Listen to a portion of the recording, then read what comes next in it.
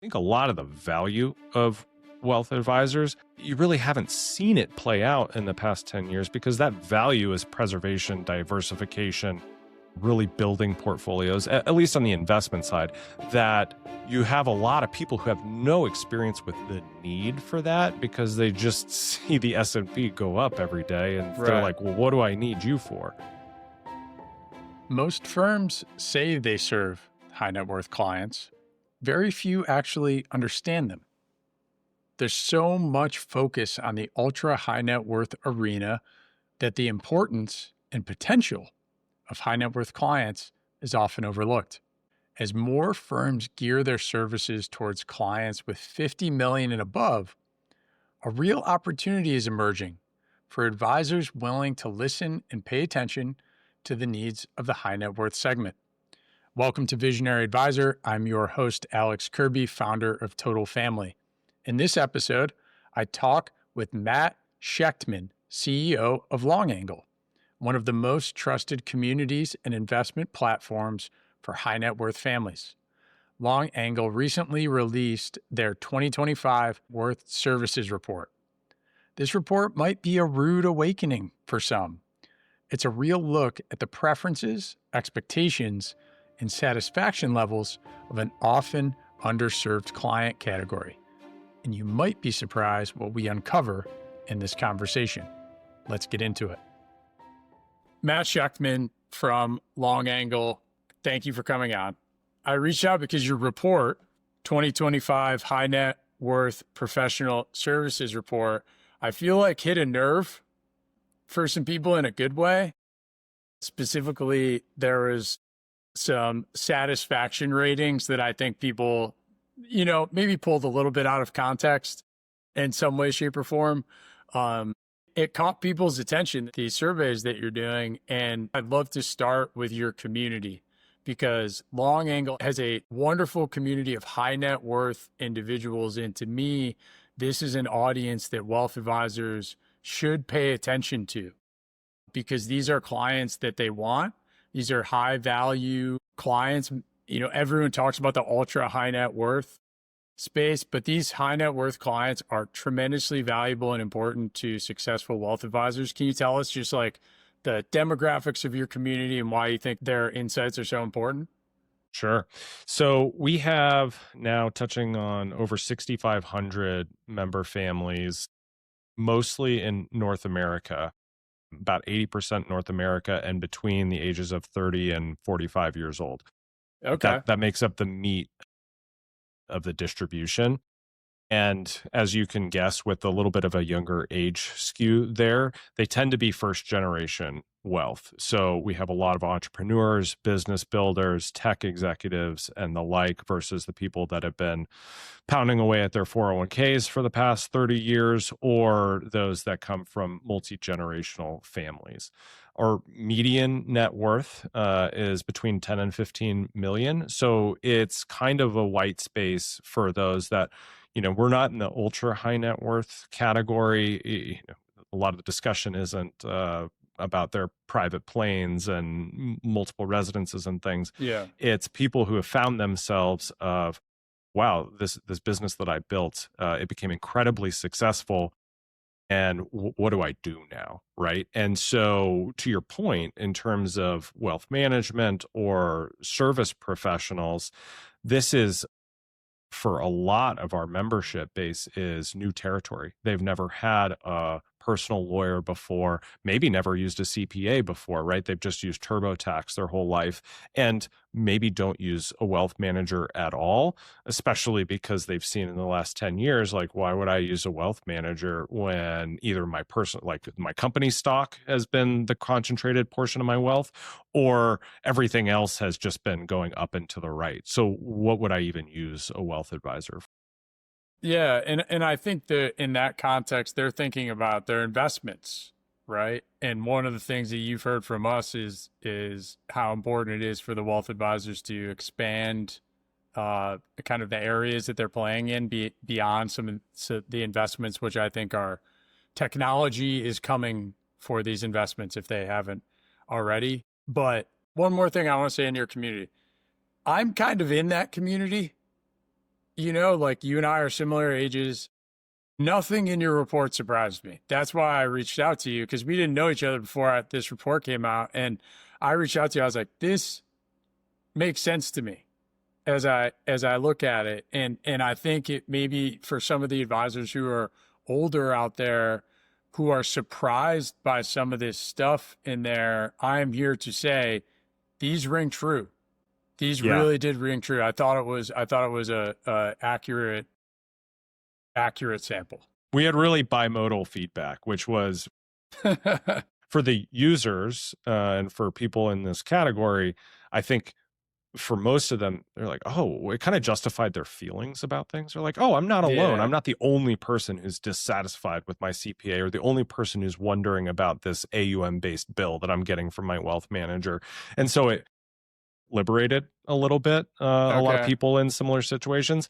And then on the other side, on the service provider side, a lot of, well, they're just not doing it right or things like that, which both things can be true at the same time, right? Yeah. But it's a lot of defense of industries and things like that. And, we're not here to bash industries at all, but I think that there are probably a lot of takeaways where we can all do better by identifying where value is extracted and what people are looking for in terms of service. Yeah. I mean, these are high net worth, relatively young people. Their preferences are going to be changing and they're comfortable with technology. You probably have a lot of people in here that have kids, young Yes. kids, adolescent Most. kids. Most of them have kids, right? Like our client base at Total Family, it's in the mid 90s have kids. And so there's something about legacy work that I think you attune to a little bit more when you have kids. You and I both have kids. But let's jump to the key things, the key themes, the professional services satisfaction, which like props to your team, by the way. Your team that put this together. I loved it. So good job by them.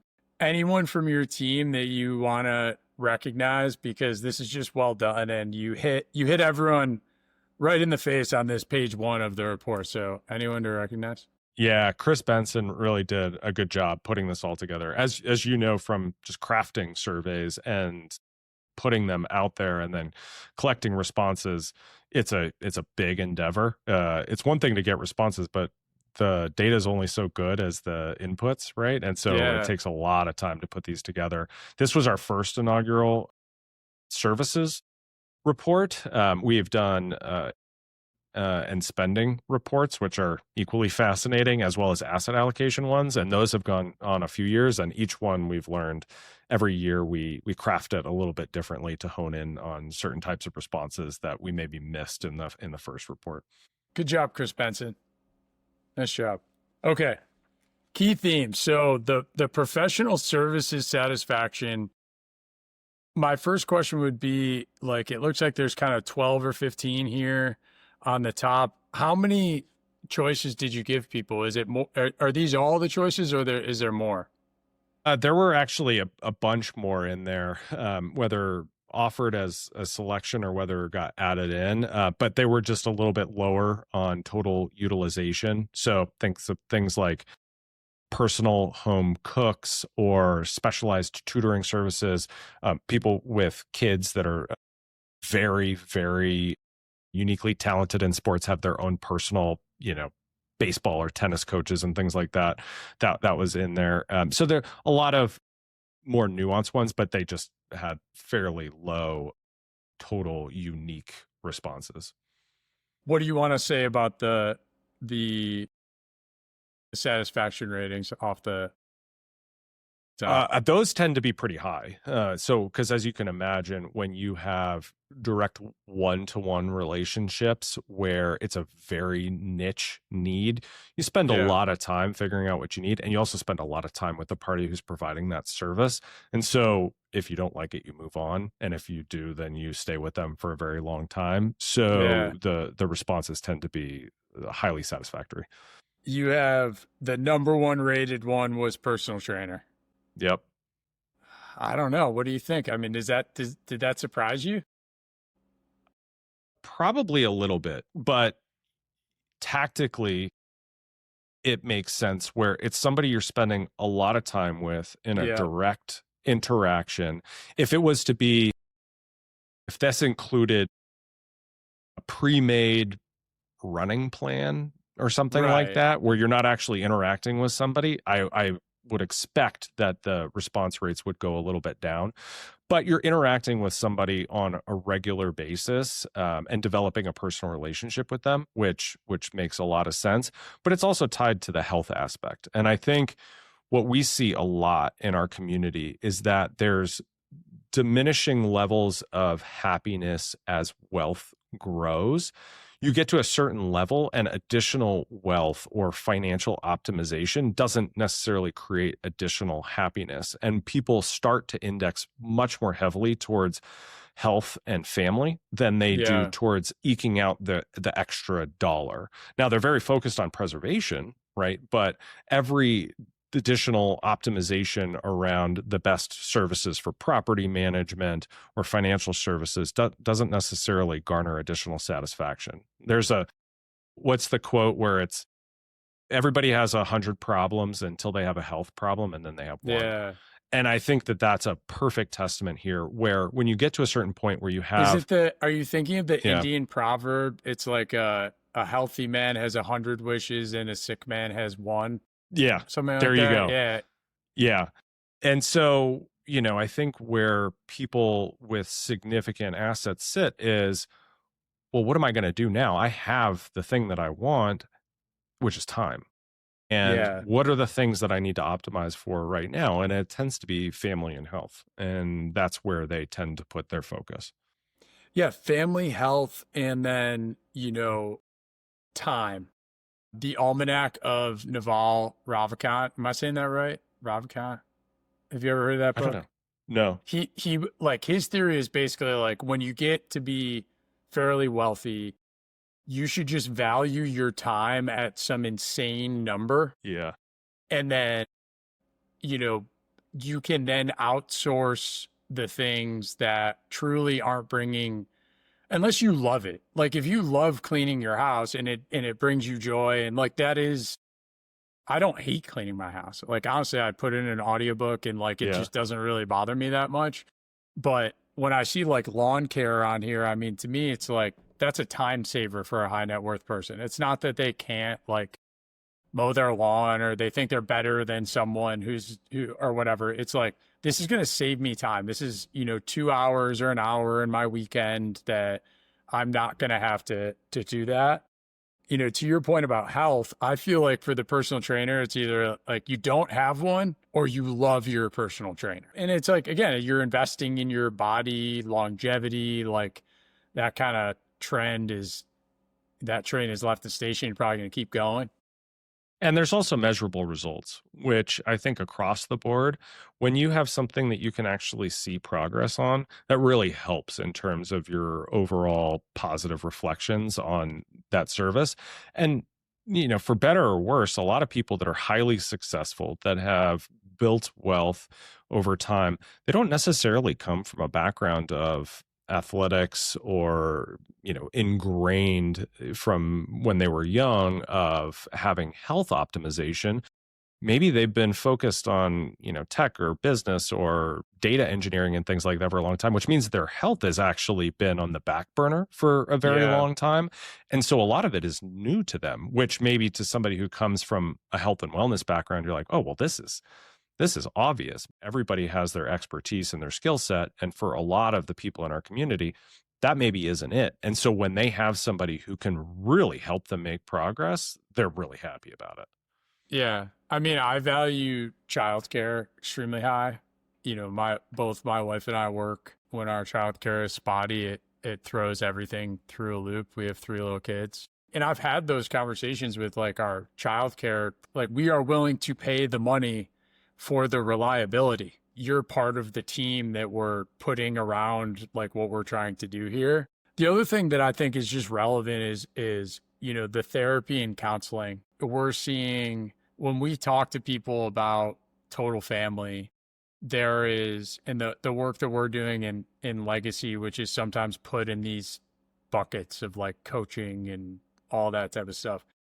The younger the person is, the more easily they accept what we're doing sometimes. Mm-hmm. Even though legacy is typically thought of as something for older people.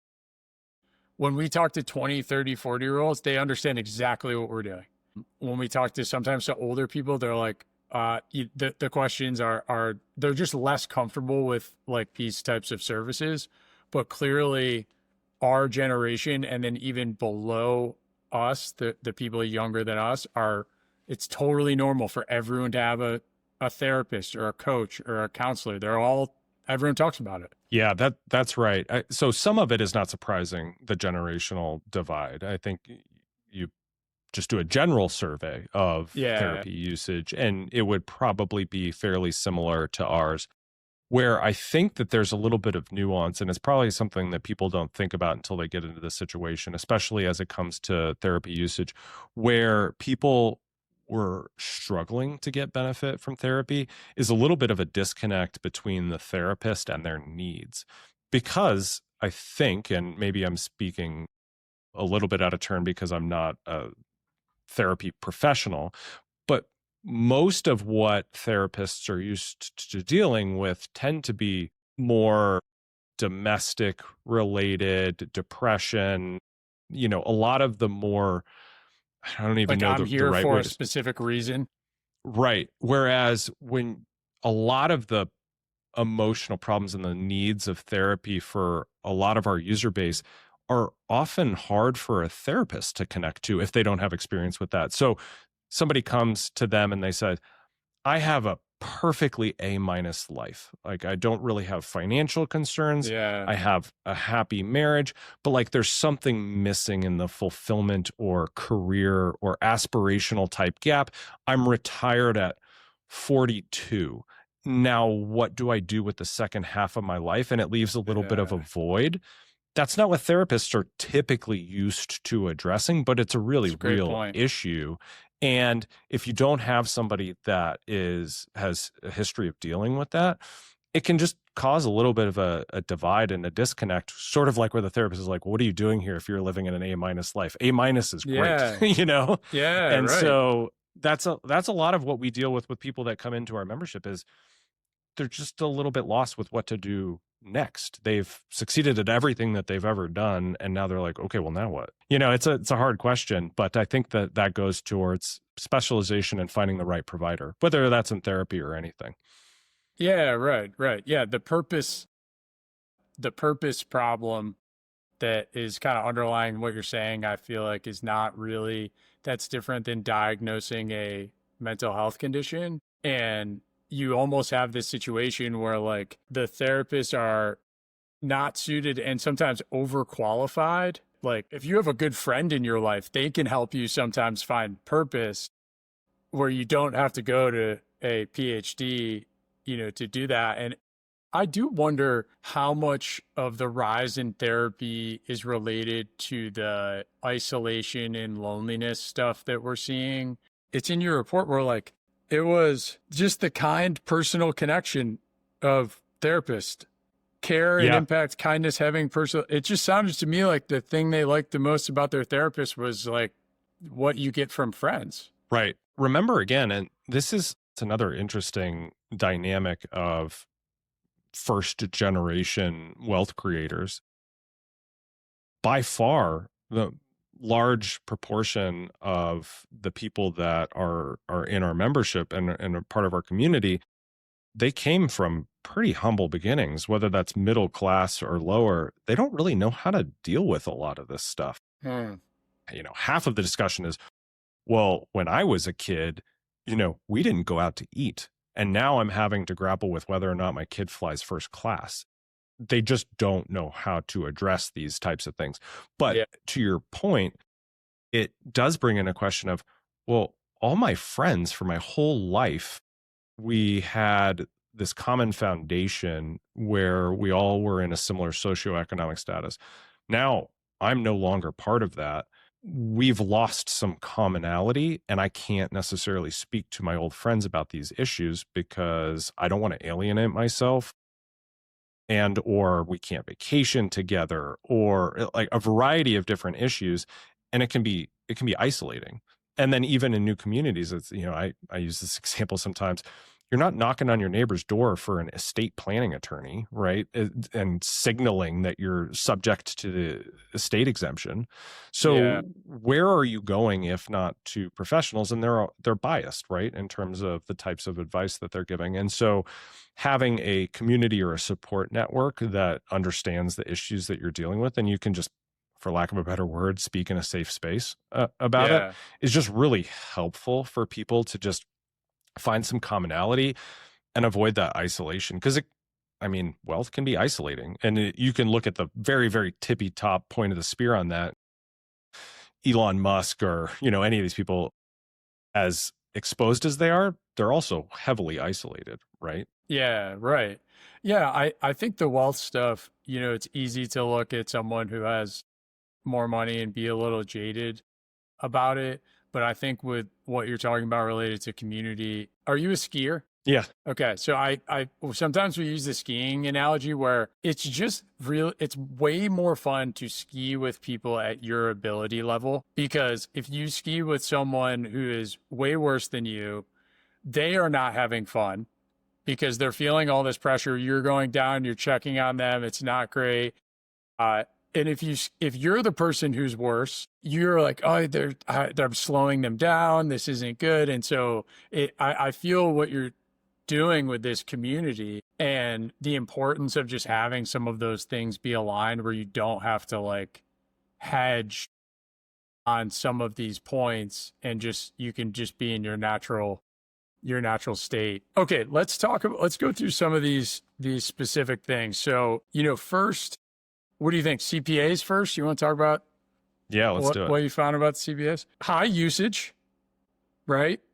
Slow to respond and not strategic or proactive were the two worst qualities, which I think the slow to respond one, like, certainly very fixable if you're a CPA. So that's the good news. The strategic thing, I do feel that sometimes when like everyone listening to this probably has a CPA, and like you'll bring something and they'll be like, well, actually the right way to do that is this. And you're like, well, why didn't you say that like earlier when we were talking about it? What jumped out to you about CPS? I think, like you mentioned, some of the stuff is fixable, right? Which is common to any service industry, which is responsiveness and just communicating with your client. And, unfortunately, I think some of it is structural, right? Where it's the nature of the beast, where the majority of a CPA's work is in April and October, either the initial filing or the extension filing date. And so there's nothing that they need to communicate for 11 months out of the year. And then when they do need to communicate, they need to communicate with every single one of their clients. And so they probably need some systems approach to service that can help. And then I think more structural feedback is that I don't think clients know where to go for advice. So let's just use tax advice for an example. Okay. You could look at 3 different industries and say, that's your tax advice provider. We have people who say, oh, well, I use a tax attorney, which, depending on the type of advice you're looking for, is probably the right approach to go to. Others say, well, I use my wealth manager and they do tax planning for me. And then others say, well, I use my CPA. And so some of it is, frankly, communication. You think that every CPA is providing tax strategy. There are a lot of CPAs where in your introductory interview with them and you say, what I'm really looking for is tax strategy, not just somebody to file my 1040. And the CPA will say, oh, I don't do that. I only take inputs and then put outputs. And if people just knew what to expect, then, I think that would help. But it just goes to show how fragmented the industry is when it comes to just something as, I would say, as simple as tax, maybe something as definable as tax, in that people don't even really know where to go for what they're looking for. And if you use the right type of tax provider, then you'll probably get what you want. So I think that there are solvable challenges here, but also it's just so fragmented. The industry, there's just so many CPAs out there. You could have a person that's just putting out a shingle. You can have a small firm, a regional firm, a large firm that all provide different types of services. And so when you go to your friend or colleague or whoever and you say, oh, well, they just provided this tax strategy for me. And then you sit there and you think back and go, well, wait, I didn't get any tax strategy, and Yeah. it starts to be really, really hard to make apples to apples comparisons. Yep. And then that applies to fees too. It's interesting to me, like how many, if you go back 10 years, what percent of people would have used a CPA or a tax resource that was in their geography versus where we're at today? Because I think if you asked most people, do you want the best tax advice you can get in your town, or do you want the best tax advice you can get in the United States, assuming they understand your town and your state specific rules? I think most people would pick, they just want the best advice they can possibly find anywhere. Did your community say anything about, like, do they care where these people are? So I think a lot of it is legacy. They've just been using the same provider forever. And like you mentioned before, it really became ubiquitous of having multi-jurisdictional CPAs. It was who they knew, who they went to, the gym with, or who they knew in their network of, oh, that's my CPA. It's just not like that anymore. And now people don't even blink an eye at, I'm in Oregon and I use a Georgia-based CPA. Right. And it's highly, highly referral driven, at least from within our community. It's probably the top asked question of, I need to find a new CPA who has a good one that they have these several characteristics for. Great. New Hampshire, wonderful. North Dakota, great. Yeah. A lot has shifted.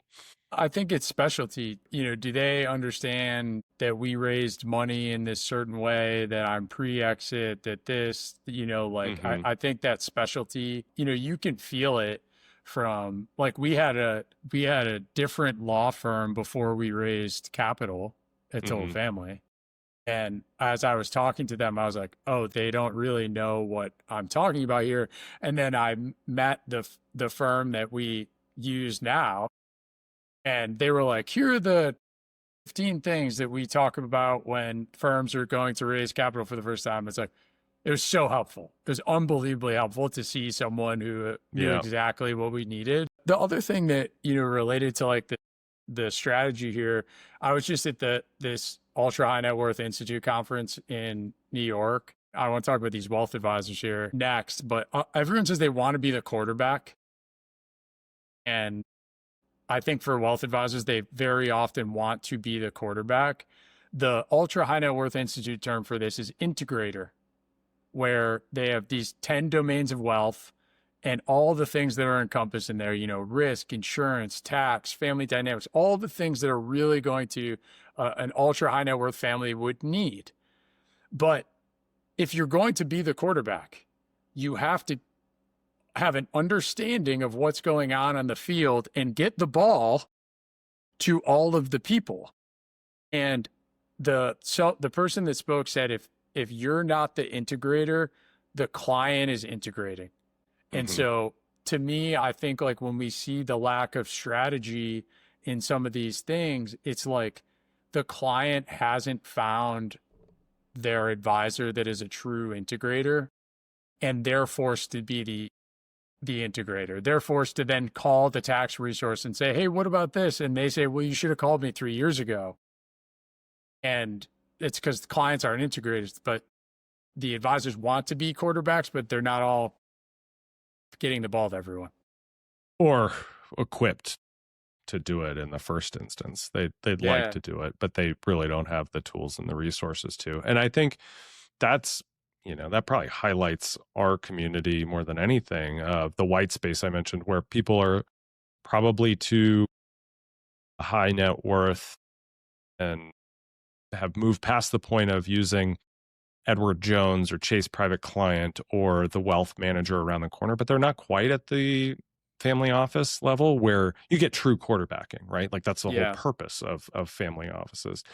But they're in this white space and they're kind of like, okay, well, what do I do with a la carte options then? Then they become the quarterback, or they're using tools to quarterback and be the integrator that really aren't set up for that. And so it sets you up as the client for failure.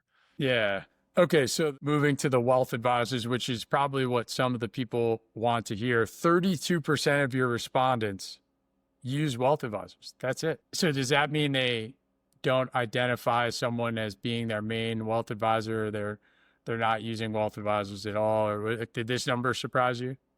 It did surprise me a little bit. It's lower than I expected. Now, Yeah, me would I too. have said 40 to 50%? That probably wouldn't have surprised me. So I don't know it's off by a ton. Now, there needs to be a disclaimer tied in there, which, if you come back to the beginning of our conversation and you talk about our demographics of 30 to 45 years old, came up, under the age of Robinhood and robo advisors and a ton of other tools that enable you to DIY. And in a historic bull run, right? And so I Yep. think a lot of the value of wealth advisors, you really haven't seen it play out in the past 10 years because that value is preservation, diversification, really building portfolios, at least on the investment side, that you have a lot of people who have no experience with the need for that because they just see the S&P go up every day and they're Right. like, well, what do I need you for? Yeah. Now, that probably makes up a decent portion of it, and given the fact that a lot of people are concentrated positions that they have an exit and they're just like, oh, well, I'm going to dump it all into VTI or VOO and boglehead my way out of it, and so I'm good. You also have a lot of sophisticated people who, once they do have an exit, they're like, okay, well, the next thing I'm going to do, I'm going to go figure this out, and Yeah. I am going to be my own quarterback. So there's a lot of that as well that is going to naturally bias our results in terms of utilization. To me, the point is we want wealth advisors. We use the J. Hughes definition: wealth is well-being, not wealth is money, or Hmm. wealth is only financial capital. And so, if you're only doing investments for people, man, that's going to be really tough going forward, I think, because not only are there so many options that are cheaper, but everyone sort of thinks they can manage their own investments, versus you get into some of these other areas of value for clients where they get much more like, I actually don't know anything about this, but Hmm. there's so many people that are just watching CNBC. They have a brokerage account, they're doing trading. And so to me, it doesn't surprise me some of these numbers that you saw. 26% are considering switching. It does seem like the number is going up as people are having more level, like as their wealth level increases. Is that did I read that correctly? Yeah, and I think that makes sense. There's a lot to unpack there in terms of what you just laid out, and I think it's all correct, but it depends a little bit. So, on the lower end of the spectrum, let's say between $1 and $10 million of investable assets, I think that there's a very good argument to be made that you don't necessarily need a wealth manager because you're still highly in the growth phase. You're probably not significantly diversifying into private investments and things like that. Probably most of your investments should be in public markets. And you're not necessarily at that point where preservation is key, right? You get over 10 million and then it's like, okay, this is starting to become significant enough to where if I screw it up, it's a monumental screw up, right? Mm, And so we need to make sure that preservation is more important than anything. But then also ties into what you mentioned of it becomes a more holistic endeavor. It's yeah. not just your investments, it is tying into tax planning, estate planning, you know, liability protection, insurance, and a lot of the other things that really should go into a holistic wealth management bucket. So that's when you Don't forget see as legacy, the Matt. estate. Yeah, It's exactly. their job. Yeah. And that's part of the holistic piece of it, right? For those people that are using it. So, use our members as an example, that 1/3, right? Where we see the most discontent is the wealth management just isn't doing that. Right. Yeah. And that's really the problem. And it's such a big and fragmented industry. Who's a CFP, who's a CFA, who is a fiduciary, who's taking brokerage commissions. Like there are so many horror stories out there of just getting fleeced by advisors that people are like, Yeah. I don't even know where to start, so I'm going to start nowhere. Yeah. Yeah. No, I think that's a great point. The thing that it appeared to me is just like on all these points, it's just about the value. That's really what people are looking for. They're looking for good returns on their money, and they're getting it from their personal trainers. My guess is a lot of these personal trainers feel like therapists too, by the way. Like, Yeah. you end up talking to people about everything. When you see what's happening in the wealth management space, it's like you need to move. If you're an advisor not moving towards transparency, you're an advisor thinking like, I hope people don't do the math on these fees. That isn't really aligned with someone. You want to be able to just feel great about your fees and the value that you're providing for the fees, right? And there's tons of wealth professionals and firms out there that do feel really good about the value that they're providing about their fees. And I think any of these industries, like it doesn't matter if you're doing the lawn mowing or the pool cleaning services or whatever, people are going to be dissatisfied if they feel like they're not getting the value that they're putting into it. Did you agree with that? I mean, value is probably the number one takeaway from all of this, which maybe is a little bit of a tautology, right? Which is just like, okay, Yeah. that's obvious. But, you know, if there was the closest comparison I think I could make, what I hear a lot, and this wasn't part of the survey because people only use realtors when they need to, right? Versus on an ongoing basis. I think the realtor brokerage industry is very akin to what we see in terms of people's satisfaction with wealth management. And think about it, right? It's tied to Wait, AUM or what is percentage. that satisfaction like? Is it low? Low. Yeah. Okay. Yeah, I And would have it's said this very this low. is more anecdotal where we just hear people complain about it a lot, Yeah. or we see Yeah. people saying, "Hey, I'm going to sell a $4 million house. Surely nobody else pays 6%, right?" And like, Right. and then all the 1,000 different ways that people go to try to engage these things. But people are thinking about it like, wait, it makes no sense that you do the same amount of work, but you charge me more because I have more money in a highly commoditized Yeah. industry, so to speak, Yeah. right? Like, so you're commoditizing the service and then charging me more because I have more. People just feel like they feel victimized, right, by that type of approach. And it's very similar in that regard. And I think the wealth management space, the Great problem is analogy. that they are commoditizing their service, right? As opposed to Right. creating a bespoke planning environment where people can feel more on board with that type of thing. They just don't feel the value because they're like, well, a robo advisor could do this. Why are you doing this for me but charging me, 10 times more? Yeah, I thought it was interesting. You had a third of the respondents pay the flat annual fee, and I think more savvy advisors. I've had calls of late with a number of advisors going to this model with that same rationale. Hey, it's not harder to manage $2 million than $3 million, right? And so I'm going to really align and find a model that I can use to justify to my clients. It's going to, ultimately probably continue the margin compression. But what we're seeing at the $100+ million level is the flat fee again is separate. The AUM stuff is broken out. No one's gonna at $100 million if you try to go with an AUM fee and it's like everything's included in this. No one is going to respond to that. They want to see transparency, right? They want to see this is what, we don't even mark up our AUM. This, you just go directly here. We do all these other things. And for that, we charge blank and we reevaluate what we're doing on an annual basis.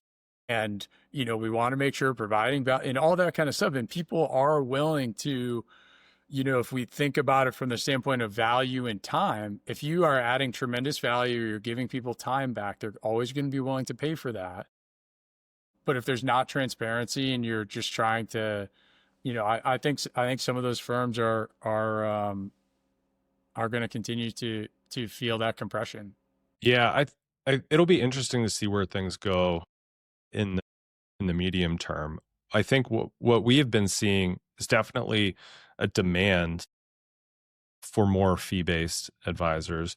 What we're seeing in practice is a little bit of a mixed bag, and Okay. there's probably a couple reasons for that. What that ends up being in practice, I think, ends up being a little bit of a race to the bottom on fees. So they're not just going fee-based, they're also going for the cheapest fee-based.